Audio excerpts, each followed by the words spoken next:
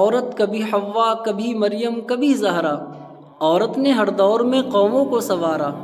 میں لعنت بھیجتا ہوں ایسی تعلیم پر، ایسی تعلیم سے، ایسی پڑھائی لکھائی سے تو جاہل رہنا ہی بہتر ہے، جہاں آپ کو بے حیائی کا درس ملتا ہو، بے حیائی کا سبق ملتا ہو۔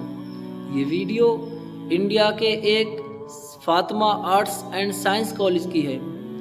نام دیکھیں کالج کا، ایک مبارک ذات کے نام پر ہے، جس کے سر سے کبھی دوپٹہ نہیں اترا، جس کو کبھی زندگی میں بھی کسی غیر محرم نے نہیں دیکھا۔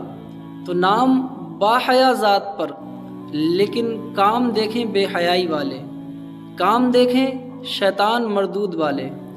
آج کے دور کے لحاظ سے تعلیم کو مجبوری تو سمجھا جا سکتا ہے، کیونکہ سماج کے ساتھ بھی چلنا ہے، کیونکہ وقت کے لحاظ سے اپنے آپ کو بدلنا بھی ہے، مگر نچنیاں بنانا، اپنی بہن بیٹیوں کو یوں سر عام نچوانا، یہ کہاں کی مجبوری ہے؟ اور یقین کے ساتھ کہہ سکتا ہوں میں کہ سامنے بیٹھے ان کے ماں باپ اور بہن بھائی بھی تالیاں بجا رہے ہوں گے۔ اللہ سے کرے دور تو تعلیم بھی فتنہ، املاک بھی، اولاد بھی، جاگیر بھی فتنہ، ناحق کے لیے اٹھے تو شمشیر بھی فتنہ، شمشیر ہی کیا نعرہ تکبیر بھی فتنہ۔